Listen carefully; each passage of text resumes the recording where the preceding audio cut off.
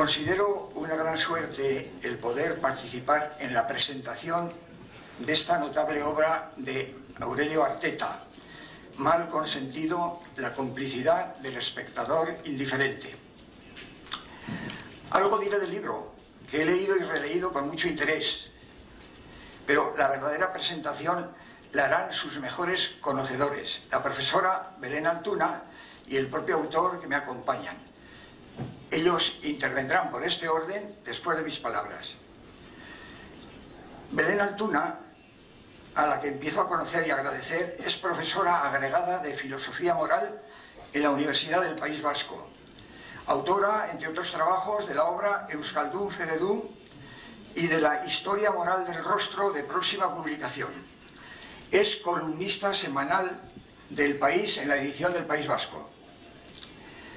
Ha seguido muy de cerca la gestación de esta obra de Aurelio y ha colaborado eficazmente en la minuciosa revisión de las sucesivas versiones del texto, aportando oportunas sugerencias.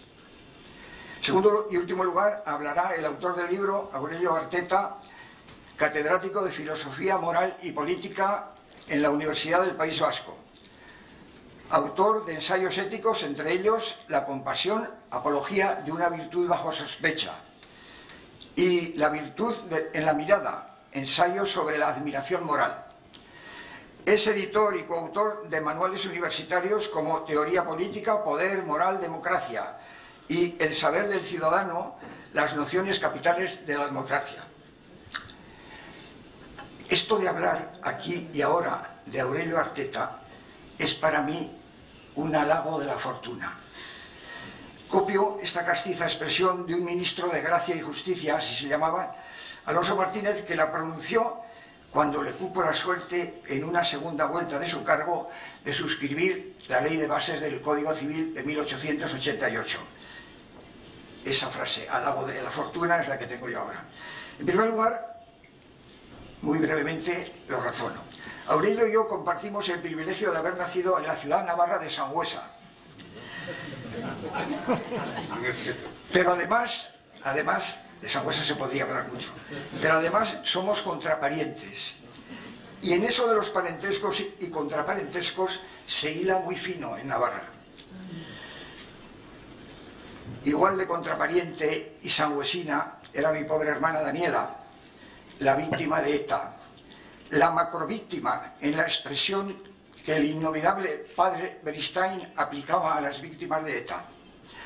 Al nombrar a mi hermana Daniela, quiero subrayar algo que no se dice y que es pertinente en estas fechas, Dios lo quiera, de balance final de ETA. Aquel atentado del 25 de octubre de 1986 ha sido el mayor crimen cometido por ETA dentro de Euskadi contra una misma familia. Una madre, Daniela Velasco Domínguez de Barreta, un padre, el general Rafael Garrido Gil, y un hijo de ambos, Daniel Garrido Velasco, de 21 años. A ellos se unió, y nunca dejo de nombrarla, María José Teixeira González, cuarta víctima mortal de ese atentado, que dejó huérfanos a Florinda y Carlos, de 13 y 5 años respectivamente. Además, una docena de heridos. Este recuerdo familiar nunca es inoportuno, y menos en relación con el extraordinario libro que presentamos, del que quiero destacar algunos puntos.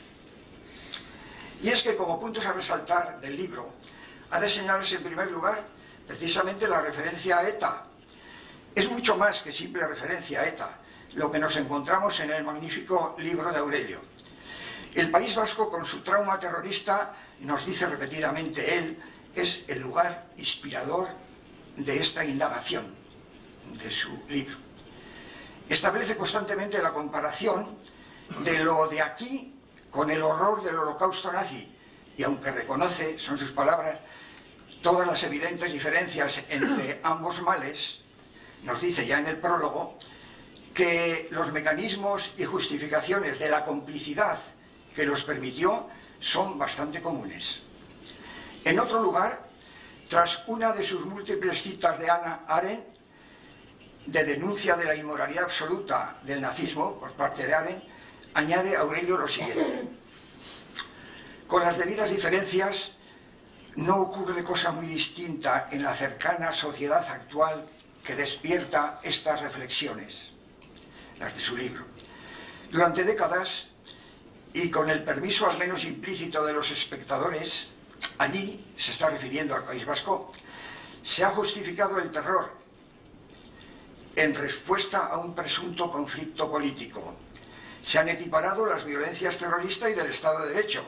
Se han hecho equivalentes víctimas y verdugos, iguales sus sufrimientos y sus derechos. Eso no es solo pasado, dice él, sino todavía presente. Página 74. Apoya su aserto con una cita en nota de uno de los capítulos del informe del Ararteko del año pasado. Otro punto del libro que quiero resaltar es la acertadísima combinación del título de la obra con el cuadro elegido para su portada. Esta recoge el fragmento central del cuadro del pintor flamenco Peter Bruegel el Viejo, Jesús con la cruz a cuestas, que se conserva en el Museo de Arte de Viena. El público que contempla en el cuadro el espectáculo pasa de largo, impasible, sin implicarse para nada en la tortura del condenado. En el cuadro completo es una multitud desperdigada la que ni siquiera se entera de lo que ocurre. Desinterés, indiferencia ante la suprema víctima, Jesucristo. Aparece en el óleo como un despreciable malhechor sin figura humana. Es el siervo doliente, despojado de todo, del que hablaba el profeta Isaías, en el que el profesor Beristain, de nuevo Beristain, veía a todas las víctimas del terrorismo, a la espera, eso sí, de ser siervos dolientes enaltecidos al final. La culpabilidad del indiferente, la responsabilidad por omisión están descritas en el cuadro. La reiteración de este pensamiento a lo largo del libro es tan necesaria como inculcada tenemos la idea opuesta de que normalmente no se delinque por omisión. Termino con la satisfacción de tener en nuestras manos un libro de gran altura académica universitaria. En un correo de la pasada semana me decía el autor que no había que aprender el libro de memoria, que no era para tanto. Y yo solo le había dicho que lo estaba releyendo. Pues sí que es para tanto, sí que merece la pena releerlo. Es un libro que navega entre muchas disciplinas: psicología, sociología, historia política, historia de la filosofía, sobre todo contemporánea, metafísica general, teodicea y fundamentalmente ética. Ese gran alegato contra la indiferencia, la omisión del deber, que equivale a cometer positivamente la falta moral. Muy rica su bibliografía, con 364 títulos, y muy saturadas sus 535 notas al final de los 8 capítulos. Gracias por tu libro, Aurelio. Ahora os toca hablar a vosotros de la obra con fundamento, como diría Carlos Arguiñano.